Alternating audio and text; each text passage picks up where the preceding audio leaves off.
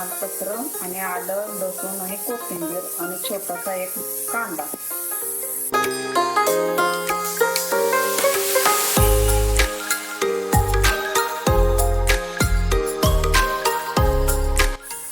कांदा तेल टाकले एक पळीभर. आता कांदा फोडणीला मस्त. 2 वेलची फोडणीत आणि हे 4 काळे मिरे आणि लवंग आणि तमालपत्र एक मोडून घेतलं आहे आणि हे आलं, लसूण आणि कोथिंबीरची पेस्ट ह्याला भाजून घेऊया.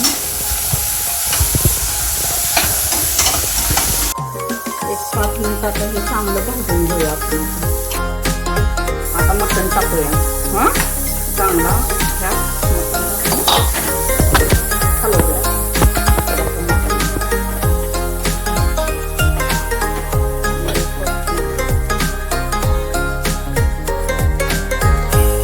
आता मसाला घालूया. आता मटण घातले. हळद 1 चमचा. हळद 1 चमचा टाकले आणि नमक, मीठ.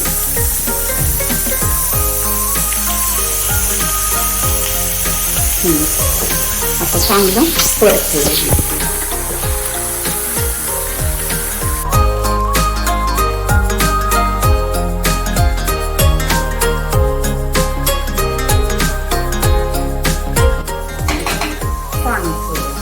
म्हणजे काय होईल तर पाण्याच्या वाफानं मटण चांगलं वाफलून हळद मीठ टाकले त्याच्यामध्ये वाफलून हे चांगलं पाणी सुटतं. आता हे मटणात टाकायला आता खोबऱ्याचं वाटण तयार करून घेऊया. आता 1 वाटी मी खोबरं घेतलंय. आता ह्याला चाकू घुसून चांगला त्याला भाजून घेणार. म्हणजे काय होईल काळं मटण वाटण होईल.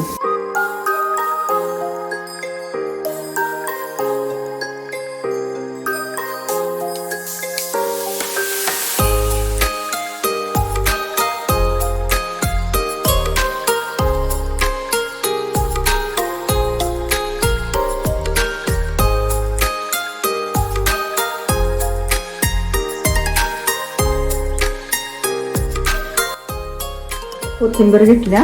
मगाची फुडणीत पण टाकल्या आलं, लसूण आणि कोथिंबीर. आता मिक्सर लावते. खोबरं आणि कोथिंबीर वाटून घेते मटणाला.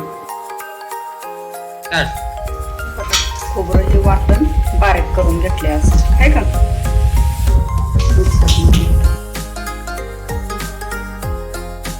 आता जरा फिरवून घेऊया आणि फिरवून घेऊन आता खोबरं बिबरं टाकूया. आता ह्याच्यामध्ये खोबरं घालूया वाटून घेतलेलं आपण. खोबरं आणि कोथिंबीर वाटण तयार केलेलं घेऊन आता गरम पाणी करून घेतले.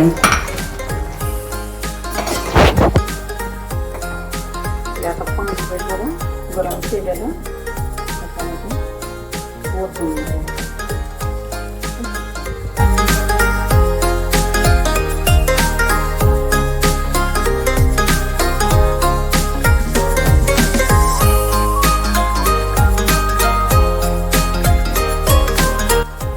आता ह्याला झाकण लावून घेऊया आणि 2-3 शिट्टे काढून घेऊया. म्हणजे चांगलं मऊ मटण शिजतंय आपलं. तिकडे साईडला आपल्या भाकरी पण चालू आहे. तिकडे मटण पण लावलंय कुकरला. गरम गरम मटण आणि बाजूला ह्याच्या शाळूच्या भाकरी.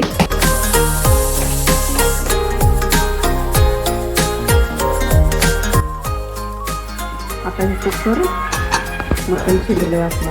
मीठ घालून घेऊया. मटण आता आपलं शिजलंय. आता चटणी टाकून घेऊया. आता आपण ह्याच्यात थोडासा आता रस्सा आपल्याला वाढवून घेऊया. याच्यामध्ये पाणी गरम करून घेतलेलं आहे घालून घेऊन. आता आपण ह्याच्यामध्ये चटणी टाकूया.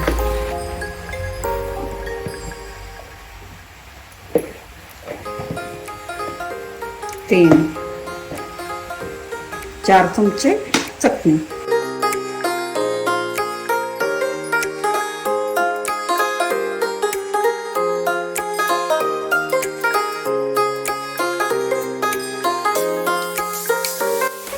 आपलं मटण शिजलंय आता.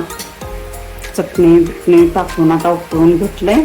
खाली उतरून घेऊया आता.